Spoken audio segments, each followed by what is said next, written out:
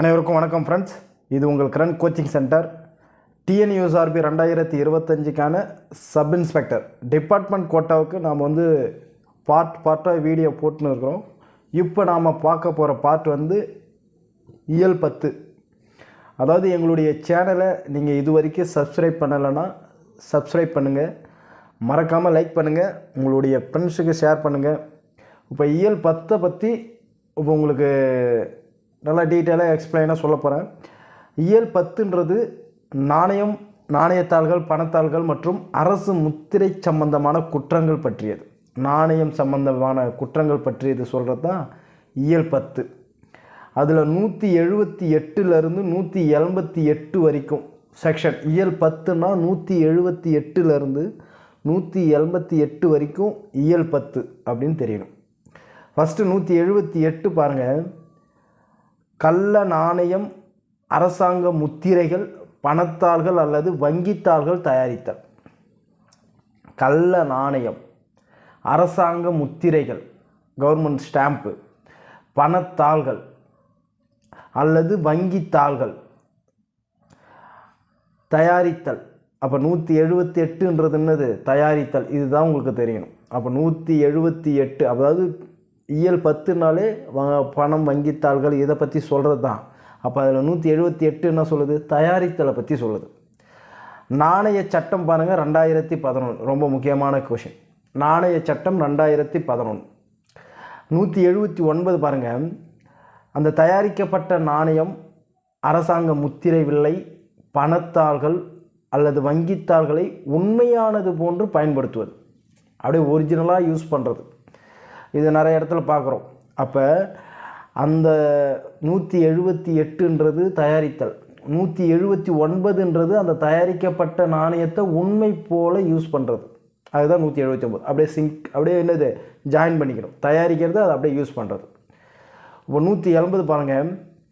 போலியான அல்லது கள்ள தயாரிப்பு நாணயம், அரசாங்க முத்திரை விலை, பணத்தாள்கள் அல்லது வங்கித்தாள்களை வைத்திருத்தல். ஃபஸ்ட்டு என்ன சொல்கிறாங்க? தயாரிக்கிறத பற்றி சொல்கிறாங்க. ரெண்டாவது அதை யூஸ் பண்ணுறது, உண்மை போலே யூஸ் பண்ணுறதை பற்றி சொல்கிறாங்க. மூணாவது பாருங்கள், அதை வச்சிருக்கிறத சொல்கிறாங்க. மூணாவது என்னது? அந்த போலியான பணத்தாள்கள், வங்கித்தாள்கள் இதெல்லாம் வைத்திருத்தல். அப்போ வச்சிருந்தால் அதுக்கு தண்டனை சொல்கிறது எதுனா 180. 181 பாருங்கள். அப்படி அந்த போலியான நாணயம், முத்திரவில்லை, இது எல்லாத்துக்கும் தயாரிக்கிறதுக்கான அந்த எக்யூப்மெண்ட்ஸ், கருவிகள் அல்லது பொருட்களை வைத்திருத்தல். ஃபஸ்ட்டு 170. இப்போ பாருங்களேன், 178 என்ன சொல்லுது? தயாரிக்கிறத பற்றி சொல்லுது. 179 அது உண்மை போல் யூஸ் பண்ணுறது. இந்த வார்த்தை தான் உங்களுக்கு தேவை, உண்மை போல் யூஸ் பண்ணுறது. 180 என்ன சொல்லுது? வைத்திருக்கிறத பற்றி சொல்லுது. 181 என்ன சொல்லுது? அதுக்கான எக்யூப்மெண்ட்ஸ், கருவிகளை வச்சிருக்கிறத பற்றி சொல்கிறது. அந்த போலியான வங்கித்தாள்கள், பணத்தாள்கள் இதெல்லாம் என்னது? முத்திரை விலை இதெல்லாம் தயாரிக்கிற அந்த கருவிகளை வைத்திருக்கிறத பற்றி சொல்கிறது 181. 182 பாருங்கள். பணத்தாள்கள் அல்லது வங்கித்தாள்கள் போன்ற தோற்றத்தில் தயாரித்தல் அல்லது ஆவணங்களை பயன்படுத்துதல். எல்லாம் பணத்தாள்கள், வங்கித்தாள்கள் இதெல்லாம் என்னது? அதுக்கு டாக்குமெண்ட்டாக பயன்படுத்துறது. அதை பற்றி சொல்கிறது எதுனா 182. பணத்தாள்கள் அல்லது வங்கித்தாள்கள் போன்ற தோற்றத்தில் தயாரித்தல் அல்லது ஆவணங்களை பயன்படுத்துதல். அதுதான் 182. கரன்சி நோட்ஸு, பேங்க் நோட்ஸ் எல்லாம் டாக்குமெண்ட்டாக தான் இருக்கும். அதை யூஸ் பண்ணுறது. அடுத்தது 183 பாருங்கள். 183 பாருங்கள். அரசுக்கு நஷ்டம் ஏற்படுத்தும் உட்கருத்துடன், அரசுக்கு நஷ்டம் ஏற்படுத்தும் அப்படின்ற ஒரு உட்கருத்துடன் அரசு முத்திரையை தாங்கியுள்ள பொருளில் இருந்து எழுதப்பட்டதை அழித்து விடுதல். இந்த சென்டென்ஸ் புரியுதுங்களா உங்களுக்கு? அரசு, அதாவது கவர்மெண்ட்டுக்கு ஒரு நஷ்டம் ஏற்படுத்துன்ற அந்த ஒரு இன்டென்ஷனோட அவங்க என்ன பண்ணுறாங்க? அந்த கவர்மெண்ட்டு ஸ்டாம்பை, இந்த கவர்மெண்ட்டு ஸ்டாம்ப் உள்ள ஒரு ப்ராப்பர்ட்டியில் எழுதியிருக்கிறத அழிக்கிறது. அப்படி இல்லைன்னா அந்த டாக்குமெண்ட்லேருந்து அதற்காக உபயோகப்படுத்தப்பட்ட முத்திரையை நீக்கிவிடுதல். அந்த டாக்குமெண்ட்டில் அந்த ஸ்டாம்பை அழிக்கிறது. இதை பற்றி சொல்கிறது எதுனா 183. கவர்மெண்ட்டுக்கு ஒரு நஷ்டம் ஏற்படுத்துன்ற ஒரு இன்டென்ஷன் இருக்குது. அதனால் அதை என்ன பண்ணுறாங்க? ஸ்டாம்பில் இருக்கிற அந்த ப்ராப்பர்ட்டி அழிக்கிறான். அப்படி இல்லைன்னா டாக்குமெண்ட்டில் இருக்கிற அந்த ஸ்டாம்ப் வந்து முத்திரையை நீக்கிறான்.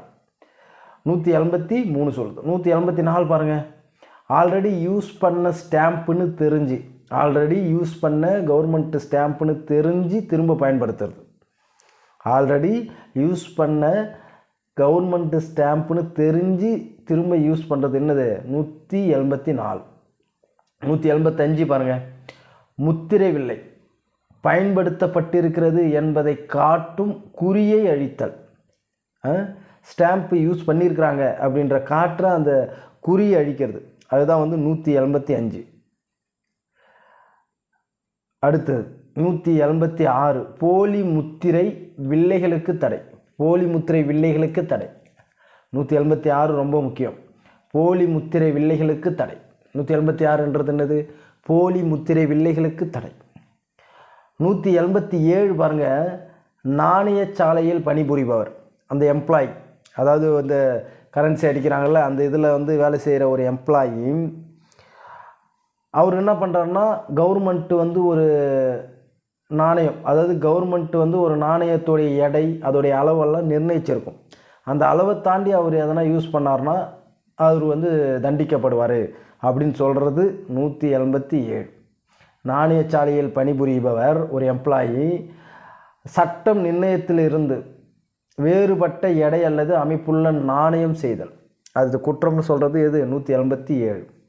178 பாருங்கள், அதே அந்த நாணயச்சாலையில் வேலை செய்கிற எம்ப்ளாயி அதுக்கான கருவியை சட்டவிரோதமாக எடுத்துன்னு போகிறது குற்றம்.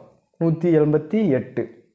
இந்த நாணயச்சாலையில் வேலை செய்கிற ஒரு எம்ப்ளாயி அங்கே வேலை செய்கிற இந்த எக்யூப்மெண்ட்டை தெரியாமல் எடுத்துன்னு போகிறார்ல, அதுவும் குற்றம் தானே. அப்போ அது சொல்கிறது எந்த செக்ஷன்னா 188.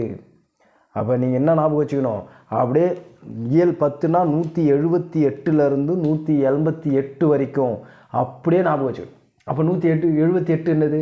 தயாரிக்கிறது. 179 அதை யூஸ் பண்ணுறது. 180 அதை வச்சிருக்கிறது.